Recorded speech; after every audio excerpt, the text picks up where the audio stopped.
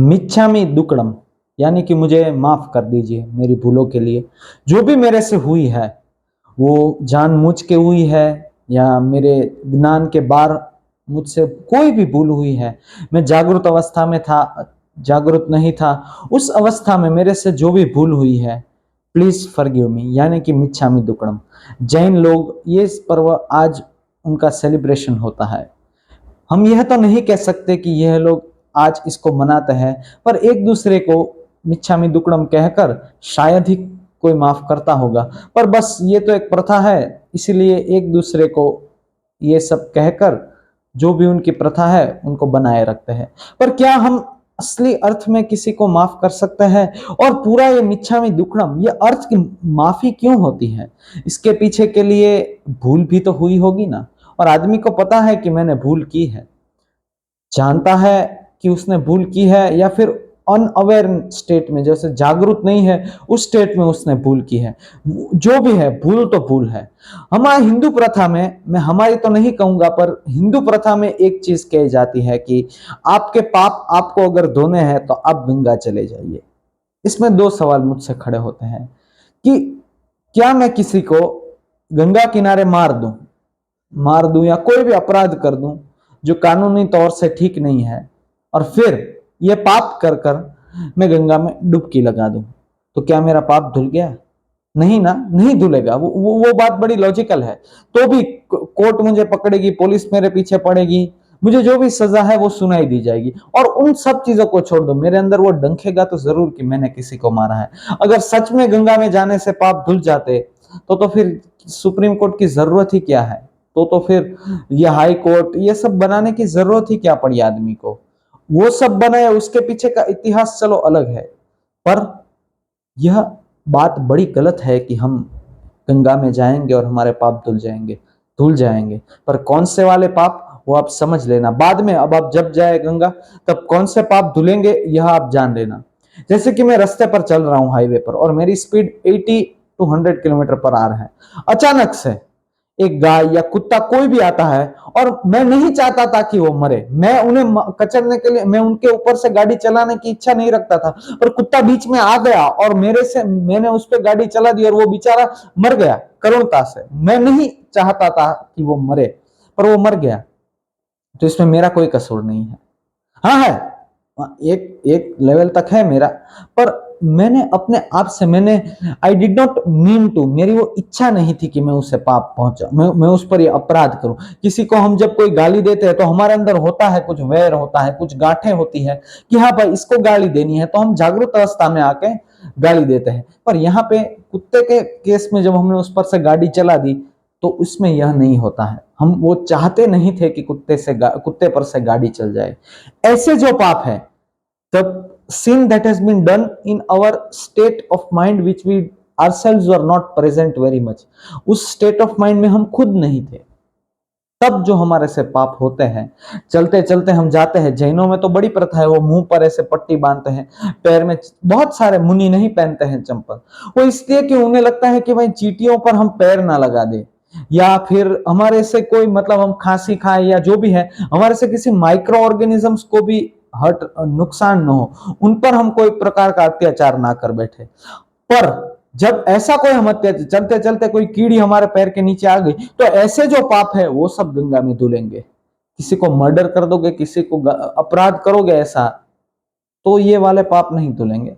और ये भी बड़ी बेतुकी बात है कि आप ये मुंह पर ये सब बांध दो, पर यह वीडियो इसके लिए नहीं है, यह वीडियो माफी के लिए है। यह वीडियो इसलिए बनाया गया है कि माफी का अर्थ क्या है। मैंने जैसे कि एक गाली दी किसी को, मैंने किसी को कोई कटु शब्द बोला कि अरे तुझे तो पता ही नहीं चलता, तू तो बड़ा मूर्ख है। पर क्या हम जानते हैं कि वो आदमी मूर्ख है? और मूर्ख होने का अर्थ क्या है? हम बड़े छोटे से विस्तार से इस पर एक्सप्लोर करेंगे, बड़ा बहुत लंबा नहीं करेंगे, छोटे से।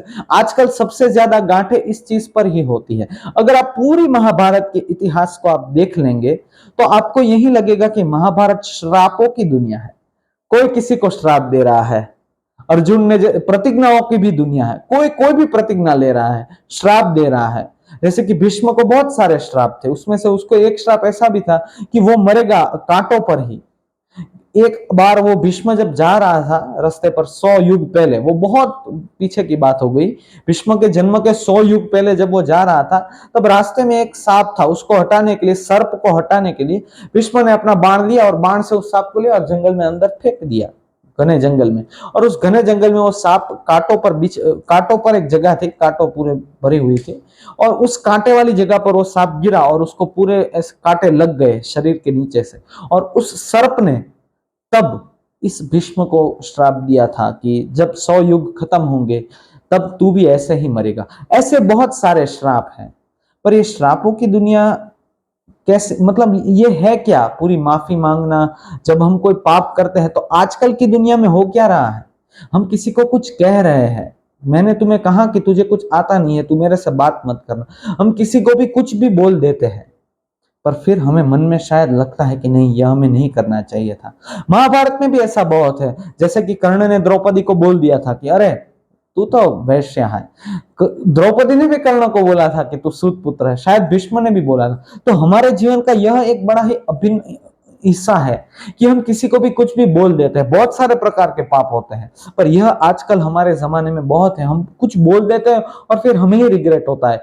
हम तो बड़े कठोर हो चुके हैं आजकल, बड़े लोग की हमें खुद ही रिग्रेट नहीं होता, पर सामने वाले को जरूर लगता है कि यार इसने मुझे ऐसा कह दिया, इस व्यक्ति ने, जिस व्यक्ति के साथ हमने इतने सारे समय बिताए, इतने आनंद के पल देखे, उसने हमें यह कह दिया, तो हमारे अंदर एक गांठ आ जाती है। जो व्यक्ति यह बोलता है उसके अंदर तो है ही वैर, जिसको बोला है वो भी एक वैर खड़ा करता है, वो भी वहां पे भी एक बदले की भावना का बीज रोपण लेता है। तो जब हम माफी मांगते हैं तो माफी के दरमियान क्या होता है, अगर जो सच्चा आदमी होगा उसे लगेगा कि नहीं यार मैंने गलत बोल दिया, ये नहीं बोलना चाहिए था, यह योग्य नहीं है, तो वो जाके बोल देता है कि मैं तुम्हें माफी मांगता हूं। पर सच्चा अर्थ माफी का यह नहीं है, हमें थोड़ा और गहरे जाना होगा। माफी आप तभी उस व्यक्ति से मांगो जब आपने खुद अपने आप को भी माफ कर दिया हो, और आप तभी अपने आप को माफ कर सकोगे जब आपने उस भूल की, उस गलती की वजह से आपको जो हुआ, आपने वो गलती क्यों की, वो पूरी मानसिकता आपने देख लिया कि नहीं मैं जागरूक नहीं था, मैंने जब किसी को चिल्लाया, किसी पर कुछ थप्पड़ मार दिया, कि कुछ भी किया, मैंने किसी पर चीजें फेंकी। आजकल तो न्यूज़पेपर में बहुत आता है कि पति ने पत्नी पर यह फेंका, बच्चों ने माता पर फेंका और माता ने भी बच्चों, मतलब जो भी है, जब भी ऐसा होता है नॉर्मल हमारे दैनिक जीवन में भी हम कितना बोल देते हैं, कर देते हैं। तब मैं जागरूक नहीं था, यह मेरी गलती है, और अगली बार से मैं जागरूकता बनाए रखूंगा। मैं नहीं बोलूंगा ऐसा तैसा, सोच के बोलूंगा। हाँ, सोच के गाली दो, उसमें कोई ना नहीं है, पर अगर आप सोचोगे तो शायद गाली ना भी दोगे, ऐसा भी बने। तो यह चीज है, जागरूकता आपकी बनाए रखें। और यह आपको जब एहसास होगा, सच्चा एहसास, रिग्रेट या पश्चाताप का अर्थ यही नहीं है कि आप रुलाया करें, फुसलाया करें, ओह मेरे से गलती हो गई, काकलूदी नहीं करनी है पूरे दिन, मतलब रोते ही नहीं रहना है। पश्चाताप का सच्चा अर्थ यह है कि आप उस गलती में से सीखें। सच्ची गलती उसे ही कही जाती है जो दूसरी बार आपने की। जब दूसरी बार आप किसी चीज को गलत करते हैं ना, उसे ही गलती कहते हैं। पहली बार तो आपने सिर्फ अनुभव लिया।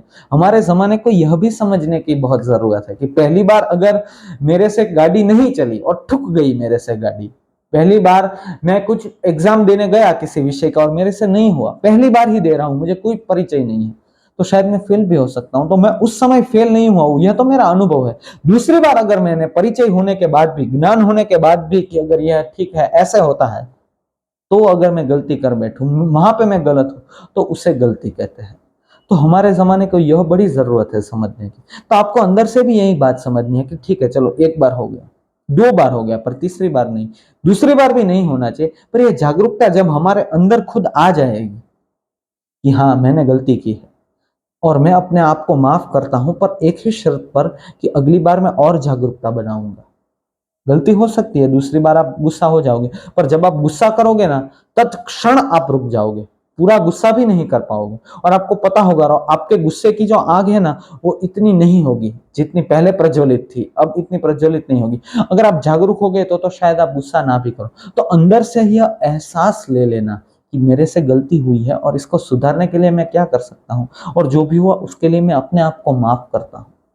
जब आप अपने आप को माफ करते हैं तभी आप दूसरे के आगे जाके माफी मांगिए। और सच्ची माफी का अर्थ यही है कि आप दूसरे को यह भी दिलाई अश्योरेंस, दूसरी बार यह नहीं होगा।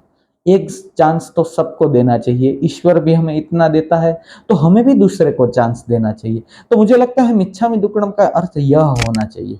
जो अर्थ है उससे मुझे कोई मतलब नहीं है, मैं तो आज की दुनिया का देखता हूँ, मैं आज का आदमी हूँ तो मैं आज की बात करूंगा। वो जमाने में जो भी मिच्छामि दुक्कडम की प्रथा बनाई गई थी उससे मुझे कोई लेना देना नहीं है, पर आज के जमाने की जरूरत यही है, आज के जमाने के आदमी को ऐसे बरतने की जरूरत है। मैं I do not want to force this, पर यह कहने की जरूरत है कि सच्ची माफी अपने आप से मांगी, बाद में सामने वाले से माफी मांगी कि हाँ मेरे से माफी हो गई, मेरे से गलती हो गई, मेरे को माफ कर दो। पर माफी जब देने की बात है, जब आप पर कुछ गुजरी है, वो तो हमने चलो देख लिया कि हमने पाप कर लिए, ज्यादातर लोग यही जानने में दिलचस्प होंगे।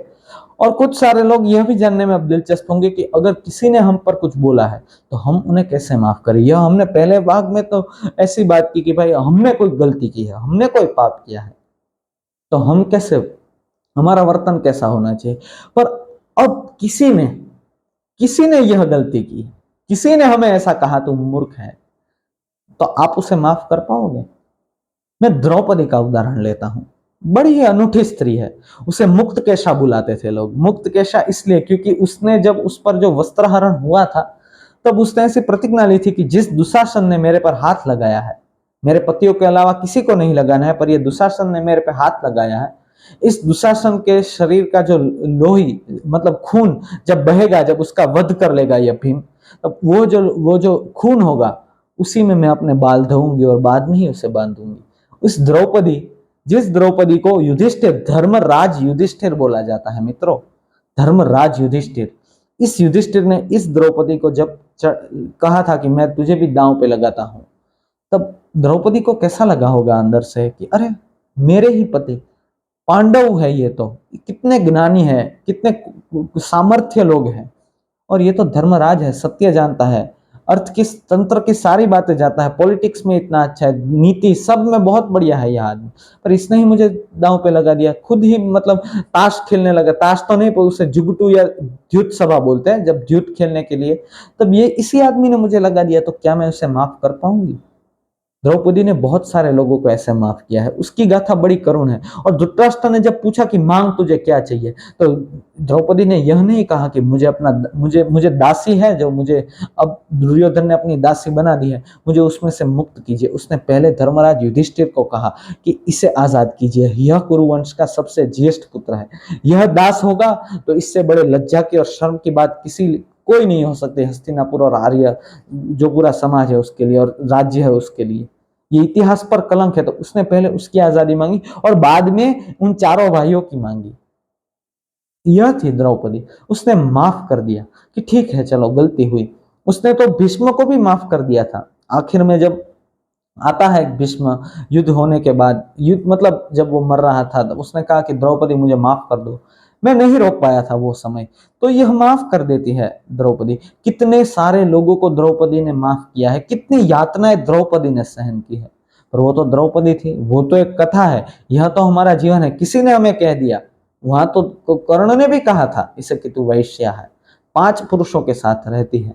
बहुत सारे लोग आज भी हमें कहेंगे और हमें बोलेंगे तुम मूर्ख है, तुम्हें आता नहीं है, कैसे कर रहे हो, यह जीवन जीने की पद्धति है। कोई भी कटु शब्द आएंगे तो क्या हम माफ कर पाएंगे? तो उस माफी का अर्थ यह होता है कि आप वह ज्ञान अंदर अपने अंदर संपूर्णता से रखें कि सामने वाला बोल रहा है, उसमें शायद कुछ सच्चाई हो सकती है और शायद कुछ गलत भी हो सकता है। यह एक नया पर्सपेक्टिव है। शायद हमें कोई मूर्ख कहे तो हर बार ऐसा नहीं होगा कि वो गलत है, वो सही भी हो सकता है, हम मूर्ख ही होंगे, यह भी एक शक्यता है। कबीर ने कहीं कहा है कि अपने मित्रों के साथ तो जीवन में रहो ही, परंतु अपने जो शत्रुजन है, जो तुम्हारे खिलाफ बोलते हैं, उन लोगों को तो अपने घर के बाहर रखो। मतलब कुछ ऐसा बोला सके, अपने जो लॉन है उसमें ही उनको रखो, keep them very close to you, Kabir ने यह कहा था। तो उसके पीछे मर्म यही है कि आप उन लोगों की बातें सुनो। माफी करने की बात से तो हम अब ऊपर आ चुके हैं, वो भी आएंगे, उसका अर्थ क्या, असली तरीके से किसी को माफ कैसे किया जाता है। वो बाद में आएंगे। पर यह एक बड़ी चीज है समझ लेने की कि सामने वाला अगर कहे कि तेरे से ये काम नहीं हो सकता, तू बेकार आदमी है, चल निकल यहाँ से, तो शायद आप बेकार आदमी हो ही सकते हैं। और उसने कहा, उसकी शायद जो जो पद्धति है वो गलत है कि निकल भाई, उसका आपको दुख लग गया।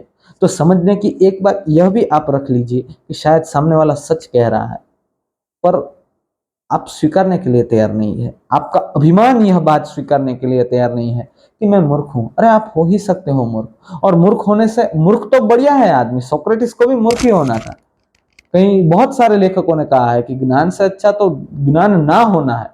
और जीवन की सच्ची बात यह है कि जो भी ज्ञान हमारे अंदर गलत कचरा है, उस वो सब निकल जाए, वो वह जीवन की पूरी चीज है। ज्ञान, बहुत ज्ञान भी अच्छी चीज नहीं है। जो भीष्म पितामह के पास भी बहुत सारा ज्ञान था, कुछ काम नहीं आया। रावण के पास भी बड़ा ज्ञान था। जब राम वो सेतु बना रहे थे और उनको लंका जाना था, तब वो सेतु बनाने से पहले उनको एक पूजा करनी थी, जो भी मतलब उसके लिए रावण एक ही पंडित या पुरोहित था, तब रावण को बुलाया गया था। रावण इतना महान आदमी था उस समय, जब रावण मर रहा था, अपने अंतिम क्षणों में था, अपने डेड मतलब वो गिर गया था युद्ध मैदान पर, तब राम ने लक्ष्मण को कहा था कि जाओ ले लो जितना ज्ञान लेना है। ऐसे ज्ञानी आदमी अब जन्म नहीं होते हैं। तो यह बात है, आपके पास सब, आप सच में अगर मूर्ख ही हो सकते हो, मैं तो यह कहता हूं, तो सुनो उनकी बातें। जो भी आपको गलत कह रहे हैं, आपके खिलाफ है। पर अब उस केस में हम क्या करें कि सच में सामने वाला आदमी गलत है, कि मैं मूर्ख नहीं हूं, सामने वाले ने किसी आपका आरोप किया, ये आजकल आक्षेप या आरोप, किसी पर आरोप कर देना कि अरे तेरे में तो कुछ दम ही नहीं है, तू मेरा मित्र ही नहीं है, तू कल आया नहीं था क्योंकि तेरे को कहीं और जाना था, मतलब जो भी बहानेबाजी। तो सच्चा उसमें यह होता है कि आप उस व्यक्ति को माफ कर दें, माफ कर दो। वो बोल रहा है, वो अपने अज्ञान की वजह से बोल रहा है तो बोलने दीजिए। आप अपने अंदर बड़ा ना लीजिए और वैर न बांधिए मित्रों, गांठ ना बांधिए। बोल दिया चलो ठीक है, मित्र आदमी है तो आदमी है, बोलेगा और क्या करेगा। बहुत सारे लोगों का धंधा ही बोलना होता है, तो यह भी धंधा चला रहा है, तो मैं क्यों बीच में आऊं भाई, यह तो धंधे की वजह से बोल रहा है, मेरे खिलाफ उसके लिए कुछ है नहीं, पर वो तो अपनी आदत से मजबूर होकर बोल रहा है, वो मेरे खिलाफ हकीकत में नहीं बोल रहा है। तो इन लोगों को माफ कर दीजिए, मन में गांठें कभी ना बांधिए। सारी चीजों का निर्धार आधार is in the states of mind, जो मन की परिस्थिति है उस पर ही सारा आधार रखता है।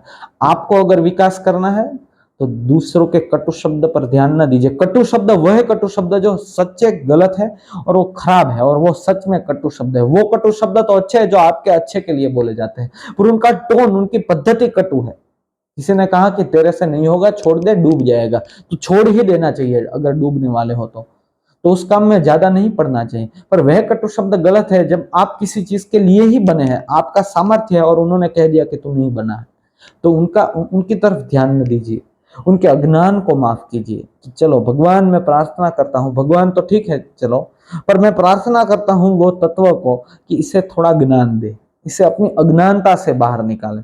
मैं इसे माफ करता हूँ, मैं अपने मन में वैर नहीं बांधूंगा, क्योंकि जो आदमी अपने मन में वैर के बीज बांधता है, उसके जो फल आएंगे, उसका जो प्लांट आएगा, ठीक है, वो अपने ही मन में आएगा। कबीर ने भी बोला है, और बहुत सारी ऐसी कहावतें हैं जहां पे बीज मैंने यहाँ पे जैसे कि डाल दिए कि यहाँ पे सेब उगेगा, तो सेब यहाँ पे ही उगेगा। मैंने बीज यहाँ पे डाला, यहाँ की जमीन पे, तो वो पेरिस में नहीं उगेगा, वो अमेरिका के न्यूयॉर्क शहर में नहीं जाके बड़ा होगा, यही बड़ा होगा। आपने अगर अपने मन के अंदर वैर का बीज पाला, तो उसका जो वट वृक्ष होगा वो आपके अंदर ही जन्मेगा और आपको ही चुभेगा, आपके ही विकास में वह बाधा बनेगा। तो माफ कर दीजिए। माफी का सच्चा अर्थ इसलिए है कि आप वैर न बांधिए। वैर बांधना बड़ा ही गलत है, और यह वैर ने ही पूरे महाभारत को डुबाया था। तो आप तो क्या है, आप भी डूब जाएंगे। आप क्या है मतलब आप नीचे नहीं है, पर इतने ज्ञानी लोग ने अंदर जो मन में वैर बांधा था, द्रोण जब इन लोगों को शिक्षा देने आए थे, अर्जुन और इन सबको, तब भी विदुर ने बोला था कि इस द्रोण को क्यों रख रहे हो, यह तो अंदर वैर की आग लेके खड़ा है। द्रोण को द्रुपद राजा से बड़ा ही दिक्कत था, उन्होंने उनका अपमान किया था, द्रुपद ने इनका अपमान किया था। तो द्रोणाचार्य ने बोला था कि मैं जब मेरे अपने शिष्य हैं इनको बड़ा करूंगा, पूरा उनका शिक्षा कंप्लीट हो जाएगी, उसके बाद में इनको पहला काम यही करना है कि मेरा वैर पूरा करना है, मेरी जो अग्नि आग है इसको उसको ठीक तरह से, मतलब उसको they have to complete the task. तब विदुर ने बोला था कि ऐसे शिक्षक ना रखिए तो ही अच्छा है, कि जो वैर अपने मन में वैर बांधे रखते हैं। दुर्योधन को, शकुनी को भी वैर था, और इस वैर ने पांडवों को तो कम, कौरवों को ज्यादा डुबाया। वो तो चाहता ही था कि ये भीष्म गांधारी को, ये भीष्म मेरी गांधारी के हाथ मांगने आया था धृतराष्ट्र के लिए। जो धृतराष्ट्र अंधा था, उस धृतराष्ट्र के लिए ये गांधारी का हाथ क्यों मांगने आया भाई? बड़ी बात है, उसने वैर रखा अपने मन में। और ऐसे तो बहुत सारे पात्र थे जिन्होंने अपने मन में वैर रखे, और उस वैर ने उनको डुबा दिया। और वैर सबको डुबाता है। तो आप वैर ना रखिए, अपने विकास पर कार्य कार्य कार्य अपना सिद्ध करिए, वैर पर अपना कार्य सिद्ध ना करिए मित्रों। अपने विकास की तरफ दृष्टि रखिए, उस पर ही अपना सिर्फ एक ध्येय रखिए। दूसरी चीजें तो ठीक है, पर माफ कर दीजिए और आगे बढ़िए। शांत रहकर भी आप अंदर अपने वैर मत बनाए रखना कि मैं इसको जवाब दूंगा, नहीं, अपने आप के लिए काम कीजिए। वरना अगर आपने वो मन में भी वैर की अग्नि रखी तो वो आपको ही जला देगी, उसको नहीं। वो तो बोल देगा, वो छोड़ देगा। ऐसे बहुत लोग होते हैं, बोल दिया कह रहे तो मूर्ख है, फिर मन में उनके कुछ नहीं होता। पर आपके मन में वो जो छोड़ गए ना, अब आप अपना पूरा दिन, अपना पूरा महीना बिगाड़ दोगे उसमें। तो यह ना करिए, माफ कर दीजिए और अपने शत्रु की बात सुनिए, वो क्या क्या कहना चाहता है असली अर्थ में।